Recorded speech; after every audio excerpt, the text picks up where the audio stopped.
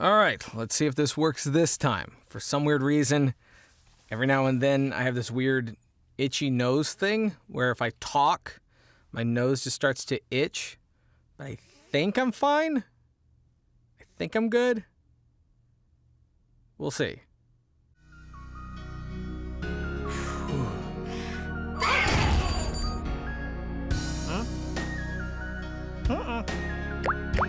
Alrighty, hey everybody, welcome back to the channel. Hopefully we are getting the ball rolling as far as doing regular videos. I'm gonna go ahead and take these off because there's some specs on it. That's driving me crazy. I don't need them anyway. It's not like I'm reading anything. But, yeah. So today's video, I actually want to talk about something that I think I've talked about once before.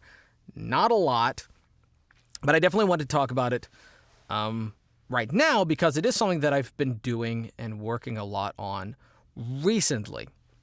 And that is socializing.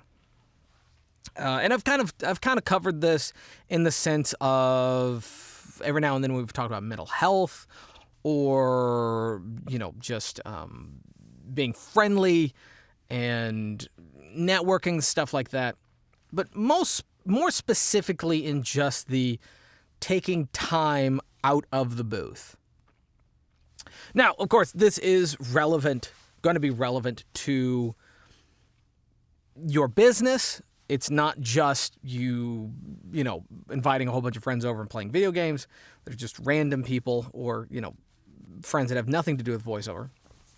However, you should be taking time out to do stuff like that as well. Just not too much. You shouldn't be, especially if you're trying to get the ball rolling, if you're trying to get your business off the ground, if you're trying to get noticed, and you're trying to make money, that is where the majority of your focus should be. However, socializing, not just networking, socializing and networking are different things. They can be connected. You can do networking while socializing. That's totally fine. In fact, that's encouraged. And that's kind of what we are talking about. But even if nothing actually comes of it, it's not going to be a waste. So recently, because I now live in a house and not an apartment, where the parking situation and the appropriate times of the day where there wasn't going to be a lot of noise or I wasn't going to be disturbing people, not all that's kind of like gone and out of the way. Now I am actually able to focus on inviting people over and, you know, socializing and actually showcasing the studio and actually showing it to other actors and voice actors and writers and directors and producers. And that's what I'm trying to do. And it's not easy for me. It's never been easy. I was never raised to be incredibly social. I was never raised to be, you know, active, you know, with a lot of friends. Normally I'll have like a small handful of friends and then not be too active outside of that very tight-knit circle. Also, I need to actually get a professional opinion, but from everything that I've read, everyone that I've talked to, and everything that I've seen and looking back on, I might have Asperger's, at least some level, which would make a lot of sense, especially considering socializing isn't very easy for me, and I always feel like I've never been really good at picking up on cues, which has kind of come into play when I've done stand-up comedy. It's kind of, you know, made some things tricky, like dealing with some kind of particular audience members. I'm not able to exactly find out what is wrong or how to deal with the situation. It's definitely been a problem when it came to dating, not being able to pick up on cues, and I hate the whole read my mind game bullshit. That's always upset me. And a lot of times when I would basically force myself into social gatherings, I always felt like I was butting in, wasting people's time, overstaying my welcome, that kind of thing. And that's something that I'm trying to deal with. That's something I'm trying to get past, because from what people have been telling me, that isn't the case, that I'm not just, you know, walking into conversations that I wasn't invited and then just ruining the entire moment, which has always been my fear. So I am actively trying to get out, hang out with actor friends, trying to meet voice actors. And today I was actually supposed to be doing that. Now, that didn't end up being the case, which is why I'm actually able to record this video right now. Something happened. They weren't able to meet up. We're going to try to meet up again some other time.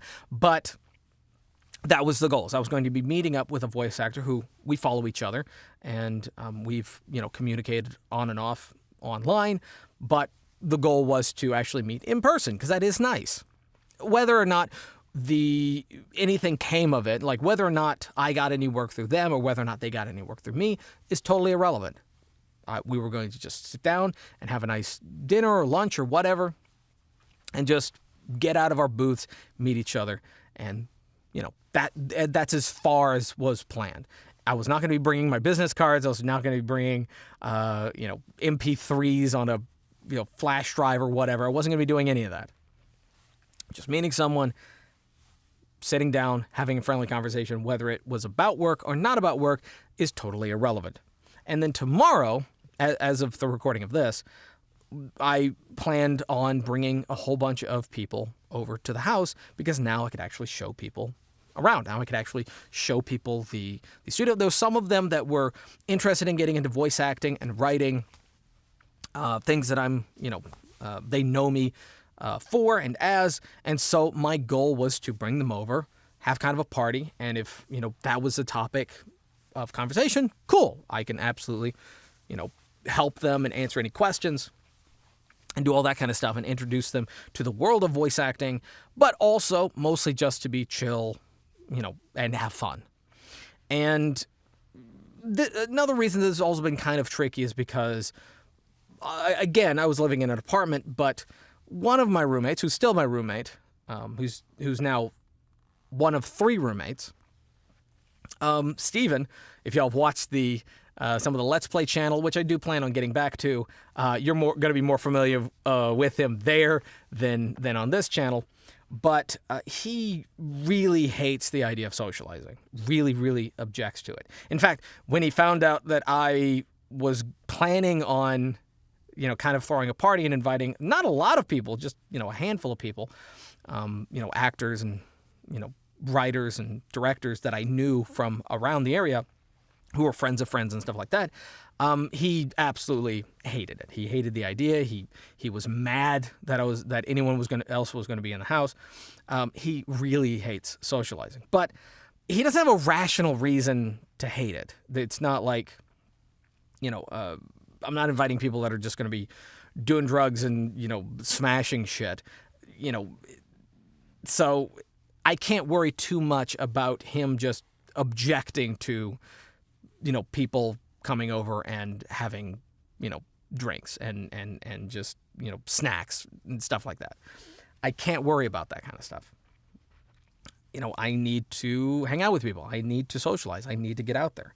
And I have kind of covered this before when I was talking about, being nice to clients.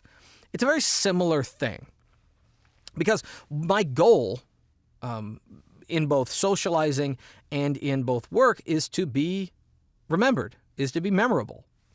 I want people to remember me. I want people to know what I do, what I'm good at, and to know that they can come to me when they need something, that particular thing.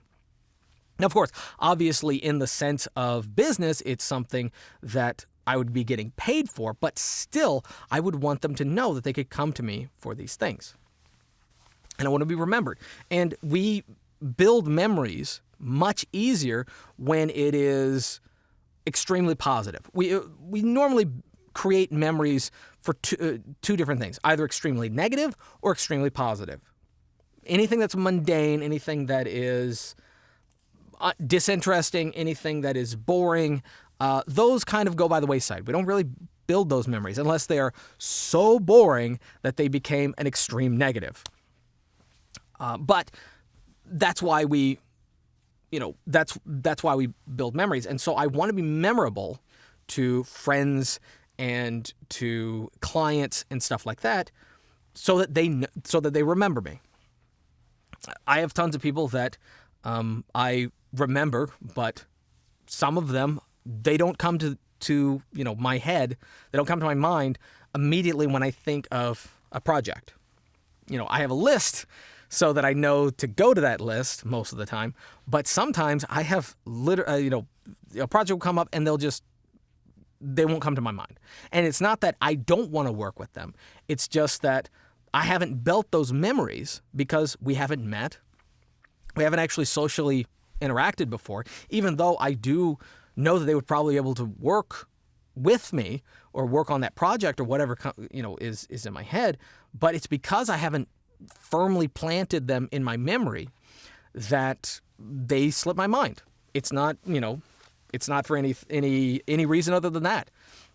And that's what socializing is. And when it comes to my clients, when it comes to anyone's clients doing voiceover, your goal is to have reoccurring clients every single time. You want clients that are going to be coming to you over and over and over and over and over again. You don't just want to have an endless number of new clients and new projects every single time. You want people that are going to be coming back to you all the time on a regular basis. You want at least some level of stability. And all of my best clients, that's what it is. They are recurring clients, and because I left a good impression, because we enjoyed working together, like for example, Cartoon Hooligans. Now we kind of have a very similar concept of the vision of the show, and they like my sense of humor. Whenever I've improvised stuff, there's been a couple times I've thrown them some things, especially when it comes to doing things like anything with Deadpool. I'll improvise some lines. I'll just throw in some extra stuff at the end that makes them laugh, that they really, really like. And that keeps them coming back to me. And they kind of keep throwing me more suggestions, some more projects, some more characters, because I'm in the forefront of their mind. It was the same thing when it came to Batman. I made them laugh with my version of Batman, and they wanted to throw me more projects, and they started writing Batman based on the way that I did him, based on the style of humor that I presented to their version of the character. And so because I'm in their mind, because I'm in the forefront, because they remember me, I get lots of work. I get tons of work with them. Same thing with Omen Studios. We have great communication, joke back and forth. I'm very friendly. I've met them via Skype. And I'm always leaving them with extremely positive memories. So they remember me. They know what I'm capable of. They know what I can do. And that's the goal. And it's not just voiceover. It's not just my business, but I do want to be remembered. The last thing I would want to be is hated. But second to last, very close second to last, is forgotten. I just don't want to be forgotten. I want, when I die, or, when people think of me, that the positive, the extreme positive, and what I was good at comes to mind.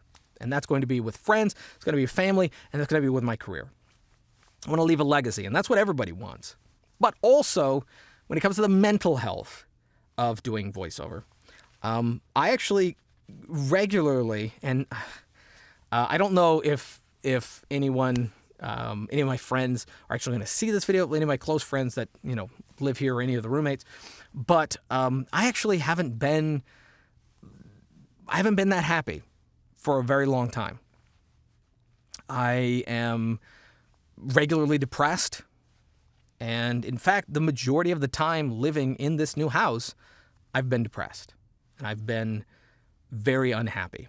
And it's not anything that they've done necessarily. There's been some things that, my roommates and their friends that have done that's kind of bothered me, but no one's done anything intentional. It's mostly just because I'm still locking myself in this room.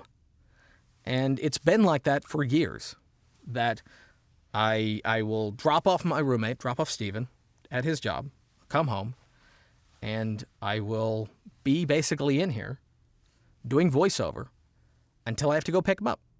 Sometimes I'm editing videos, sometimes I do things like writing, sometimes I have coaching sessions, but most of it happens in my office, which, yes, is a good thing. It is good that I am staying busy. It is good that I'm being productive.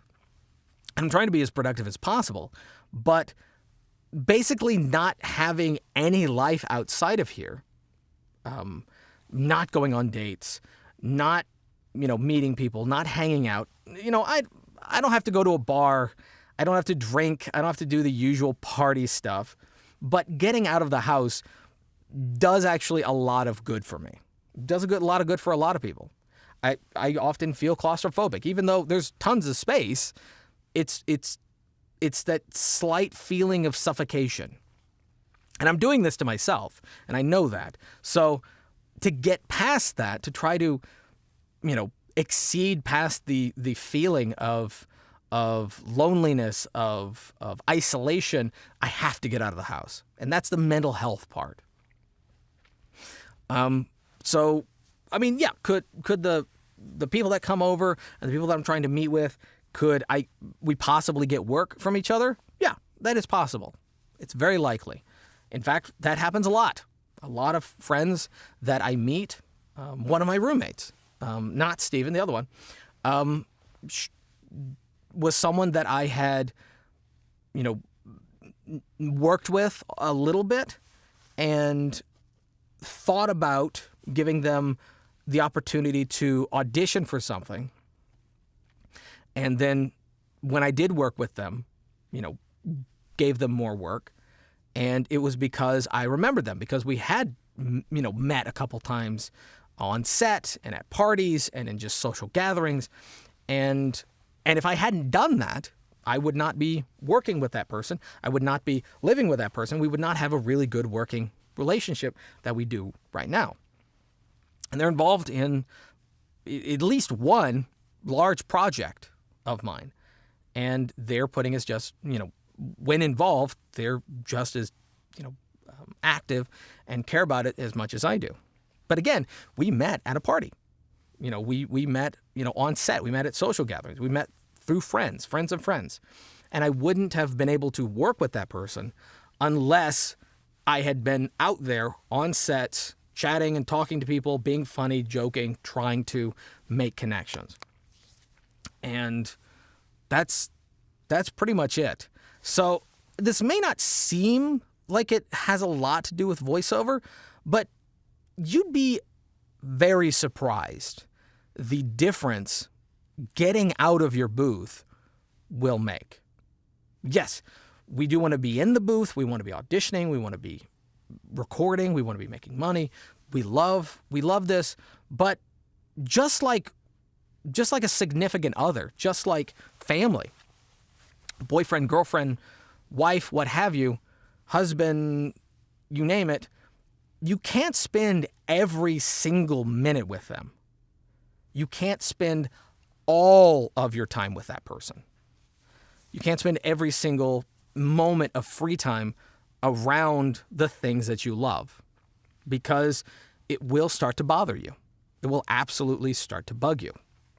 You have to give yourself some time. You have to give you and them, whatever it is, whether it's you and your job, you and your significant other, you and your friends, what have you, a little bit of time away from each other. But you want to keep it fresh. You want to keep it at the point that it's not monotonous, that it's not that it doesn't feel like an everyday grind, that you are taking time away. You want to leave yourself wanting more. You want to leave yourself where you can't wait to get back into the studio, not where it's the only thing that you do, to the point that you hate being in here. You want some time. You want some time away. You want some time with friends and family. Just like a relationship with two people that literally cannot, be apart, that will eventually break down. It will absolutely break down. If you've been married for a while, anyone who's watching this and you've been married for a while, you know exactly what I'm talking about. Both of you need some time away from each other. Absolutely. And that is a healthy relationship. So you need a healthy relationship with your work as well. You need to get out of here. You need to get out. Like just like you would be with your girlfriend, let her go off with her friends without you. Go off and be with guy friends without her. And just, spend some time, unwind, be away from each other, so that when you come back, you can't wait to be together. You can't wait to spend more time together. But you're not suffocating each other. That's the exact same thing with your work. Let your work sit here. It will be here waiting for you, and go off and do something that is not 100% related to work. Now, it's impossible to get away from it completely, but it is healthy to get away from it if you can. It's very healthy. And I'm not just talking about sleep. That does not count. You have to sleep no matter what you do. You have to sleep. So that does not count. Got to get away from your work.